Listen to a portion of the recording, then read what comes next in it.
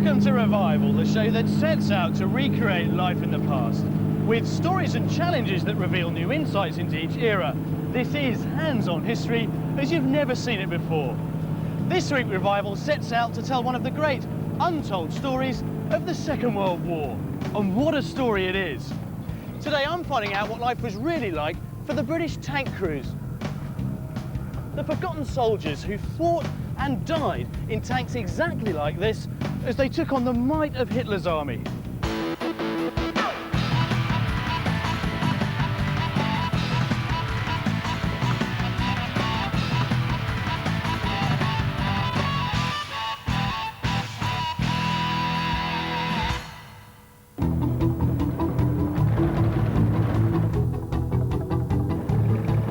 World War II is one of the most popular periods for reenactors in the UK and around the world.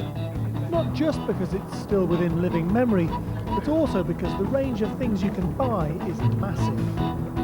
And Military Odyssey at Detling in Kent is one of the biggest events in the world.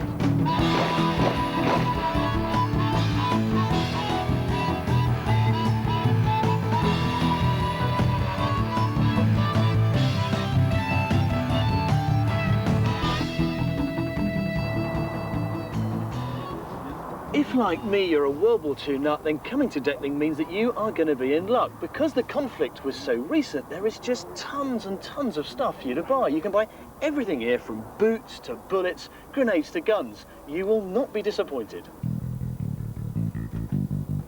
For a few £100s, you can kit yourself out as a fully loaded soldier. And it's not just the small kit that you can get your hands on here. At the extreme end of living history, all the big boys toys are here too.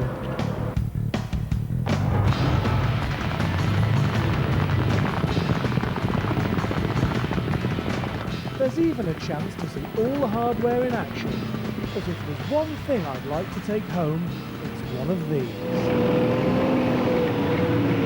It's an M4A4 Sherman, the ultimate big boy's toy, and believe you me, living history doesn't get much more real than owning one of these. Or more complete than this labour of love by tank restorer Adrian Barrell. It's the perfect starting point to explore the life of a World War II tank crew. That was fantastic. Absolutely fantastic. Yeah, I mean, you just get that sense of scale and noise, don't you? Yes, it's quite a beast. It is a bit. Where did you find it? Found it on an artillery range on Salisbury Plain as a target. So it was just getting pummeled by... Yep, been used for about 50 years as a target for the Royal Artillery. But how on earth, I mean, how could it survive? How did you manage to put it back together? Just a lot of hard work, really. Obviously, because they're tanks, they survive the artillery barrage quite well, which is why they use them. Yeah, right. But ultimately, in 50 years, they managed to do quite a bit of damage. So was it full of holes there? Yep, side was blown in on the right-hand side, and quite a bit of damage on the left. But I mean, it's one of those great things, isn't it? I mean, if only it could talk, what would it tell us? Where did it see action? Well, indeed. I mean, it was built in September 1942, shipped over to North Africa for training, for use in Italy, and almost certainly saw action in Italy, but brought back to the UK for rebuild for Northwest Europe. After that, I can't find any trace of what happened to it. So. Until you rebuilt it again? Until I recovered it in '91 and started rebuilding it. But when you start putting together a complete wreck, what's the hardest thing? Depends on the model. This particular one, the engine is the hardest thing. It's a 30-cylinder engine made by combining 5 6-cylinder truck engines all into one unit. And there's only 4 of these engines running in the world. So, of course, getting parts for those is quite hard. It is really the heart of the vehicle. And what's it like to get behind it and drive it? Oh, it's a bit of an ego trip, but yeah. No, it's good fun. You have a good sense of power, and yeah, it is good fun. And what's its top speed? Is it comparable to what it would have been originally? Oh, yes, it's capable of about 26 miles an hour flat-headed. And is it miles to the gallon or gallons to the mile? On the road, you might be lucky to get 1 mile per gallon, but generally in this terrain, you're looking at 2 gallons to the mile. But where do you drive a thing like this? Wherever you like. With its incredible detail, this Sherman gives us the perfect sense of recreate a World War II tank crew, just like the hundreds training in the south of England in the run-up to D-Day. In charge of getting crew detail right is World War II expert Taff Gillingham, who heads up a group of tank historians, known to their friends as the Khaki Chums.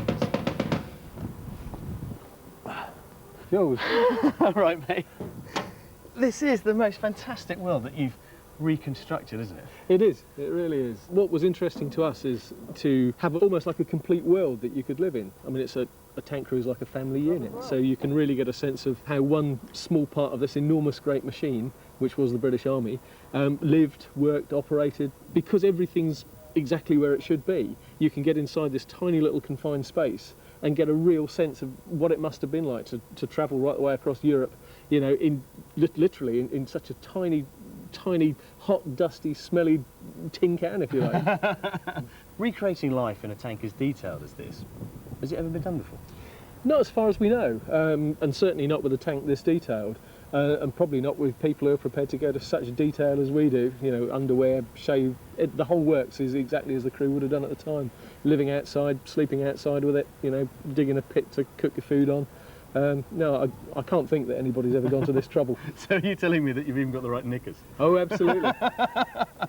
And how close to that world do you think you've got? Are you able to kind of get a sense, an emotional sense of what it was like 60 years ago? Yeah, if you have the imagination and the interest in it and you've studied it for long enough, I believe you can. I mean, nobody's would ever suggest that you can recreate that fear of, you know, being killed or whatever. But that actually isn't what it's about. You know, 99% of the time, the fellas were, you know, either bored stiff, frozen stiff, or whatever. There was no, you know, that tiny 1% of real actual fear is a very small part of the everyday life of being in a tank crew. And here are the crew. Hard at it. This is Trooper Jack Johnson, the gunner. Jack, nice to see you. All right, Jules.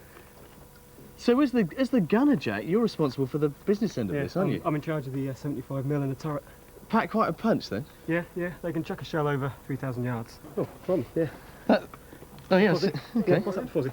All right, Fozzie. Hi, how you doing? What does Fozzie do? That's Trooper Fozzie Forsdyke. He's the loader and the radio operator.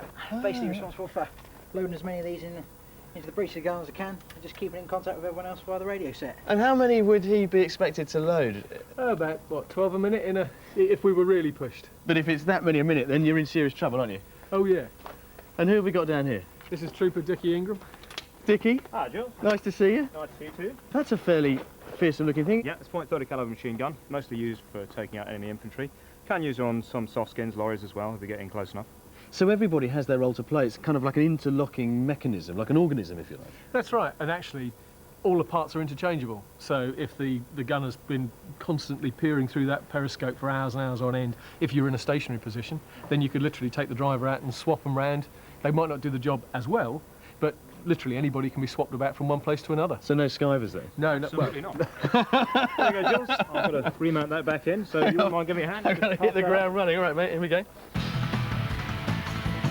But the cosy little family of the tank crew could so easily be shattered.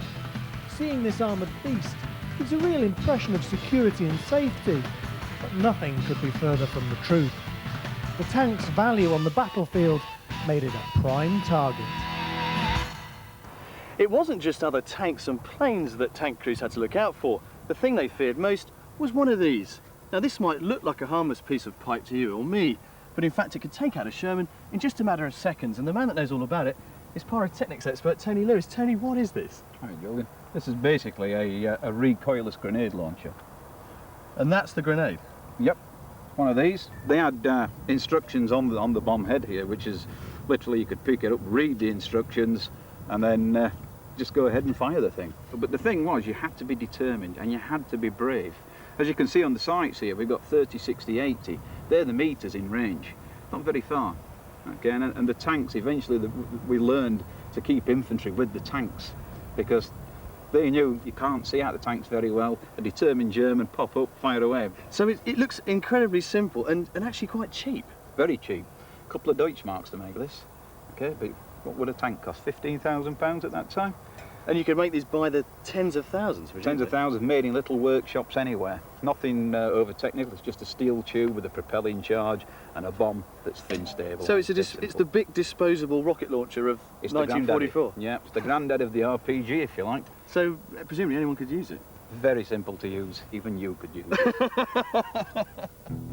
Right, mate. Okay. I'm not a little nervous, I have to tell you. So how do we do it? Right, well, it's dead simple. First off, we're attacking this tank. Right. Let's get a lower profile. Okay. Tony's positioned me about 60 metres from the tank, which is optimum range for one of these things. I can tell you it feels pretty close. So we flick the sights up. Yep. What we've got here is the safety catch. As As you see there, it says Fure, fire. All you've got to do then is put your thumb on the top of there, and that's it, squeeze it down. Okay, so we're going to be using this sight here, 60 metre, on the top of there, and aim at the tank. If you hit it, that tank's had it. Well, let's see if I can miss. You're not going to miss. The glasses. Safety goggles, right? And your defenders, sir. Right. This is a luxury that most German soldiers would never have had, of course. Okay. Do me proud. I'll do my best. This is a genuine Panzerfaust from 1944, but luckily for Adrian's tank, it only fires a dummy charge. Stand by. 3, 2, 1, fire!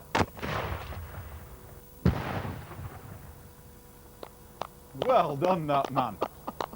Absolutely fantastic. My God. You've got to bang on.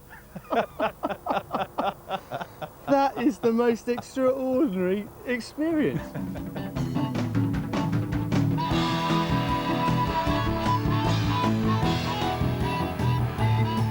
But if you think that was impressive, come back after the break when I'll be checking out the competition, the Tiger tank, and getting myself into the driving seat of our very own Sherman. And uniquely for Revival, I'll be talking to a man who actually lived the life we're recreating.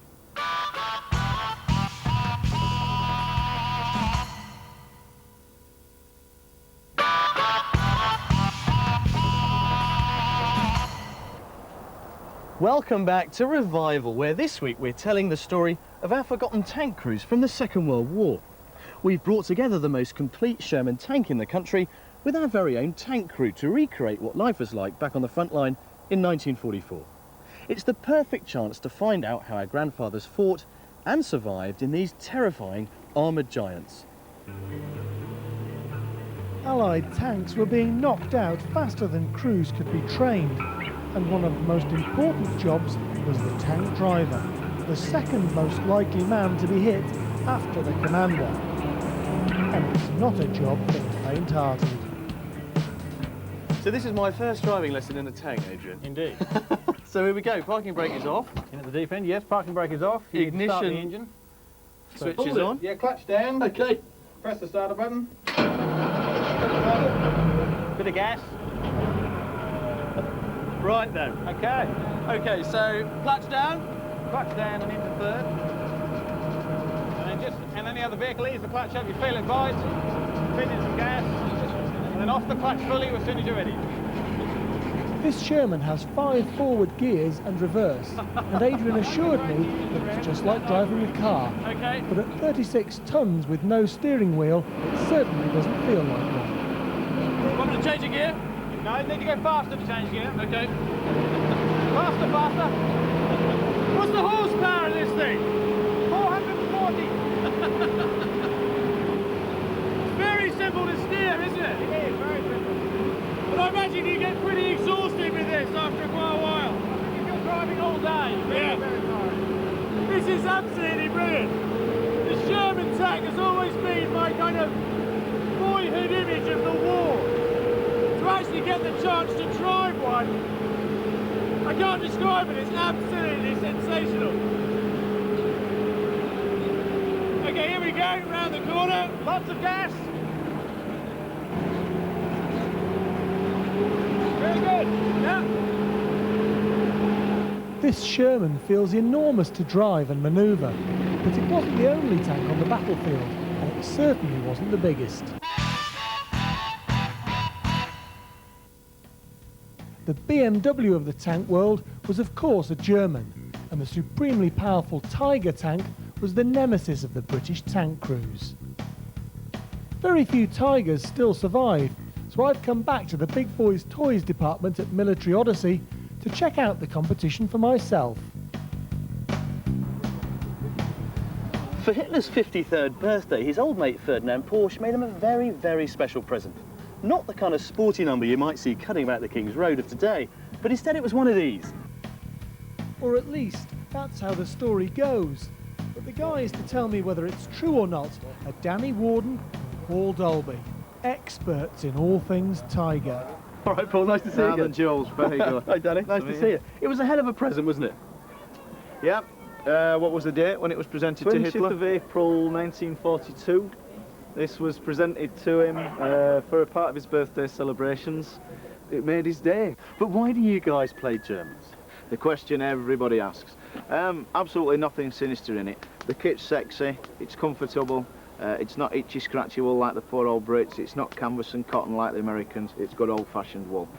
In practical terms, we provide the balance to the Allied patrols. If you're going to have a battle, you need the bad guy to lose. But you've got the ultimate accessory for any battle, haven't you? I mean, this is just fantastic. Yes, this is the only running replica in the country, and it's a 1:1 scale reproduction. But replica or not, it just gives you that fantastic sense of what these things are really like. It's the scale of the tank. People that come up here and stand in front of it, they always go, wow, we never knew a Tiger was this big. And it is, it's the size of a modern battle tank. But what made it so formidable? Two main things, really.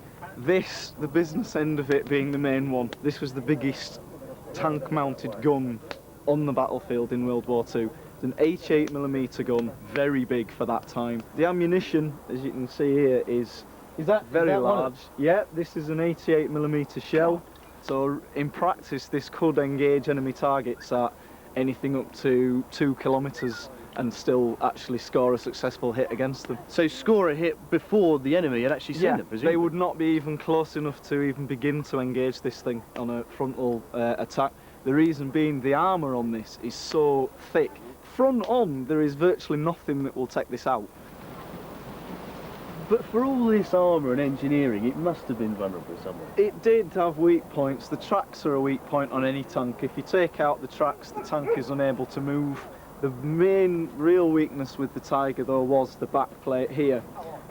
This is quite thin armour, so if a tank could get round the Tiger behind it and fire at it, it would more than likely go through the armour into the engine. Your fuel system's all in here.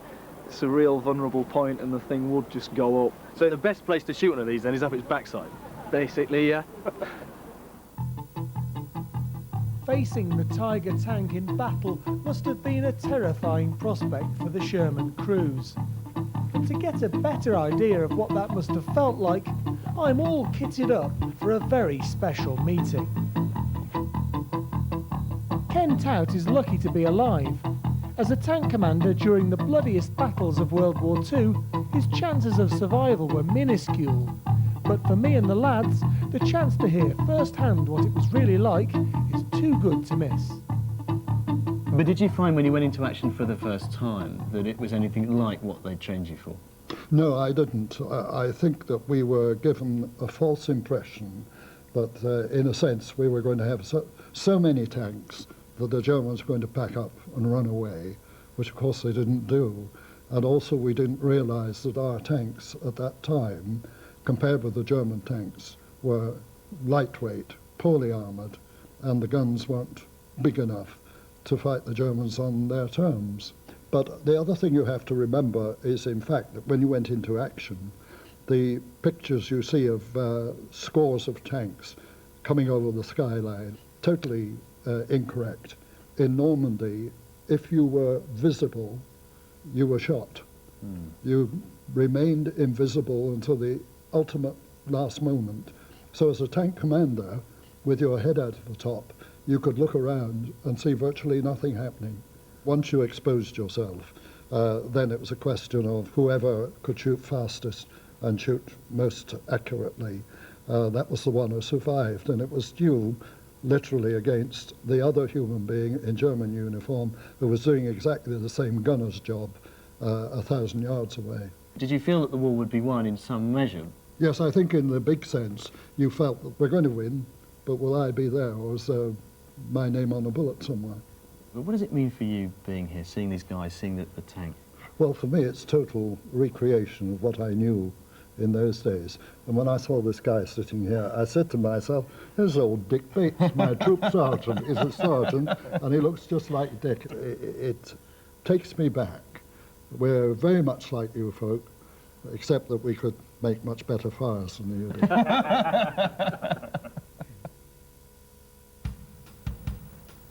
By next morning, I'm really starting to feel like part of the crew.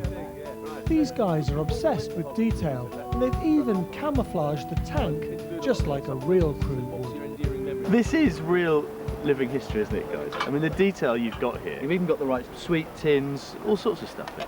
Yeah, the thing is that if you're going to do it, there needs to be no half measures. If you really want to wake up in that complete world, then the only way to do that is make sure there is nothing around that breaks that sort of magic spell. That whatever comes out of the fella's pockets, whatever comes out of the ration box, there is nothing in view at all that will break it. And you really do get a sense of how it would have been. But what's the plan for the rest of the day? The plan for the rest of the day, we've got a bit of an exercise planned, and you'll be participating in. You're telling me that with the kind of look and grin of a man who knows that something's coming that I might not I know like. what's coming, yeah, that's right.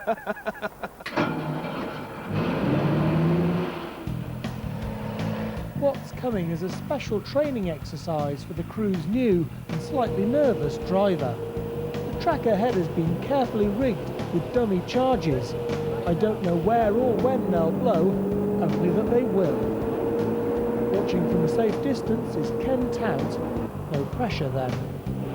But this is the kind of thing that young drivers would have had to go through to prepare them for the noise and confusion of battle. So it's a good thing. Bloody hell. Keep it going, we're okay. Stop.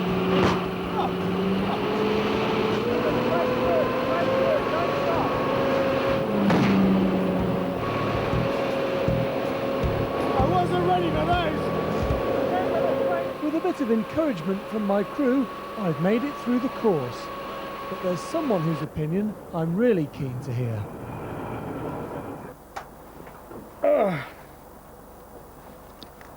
Ken, what did you think of that?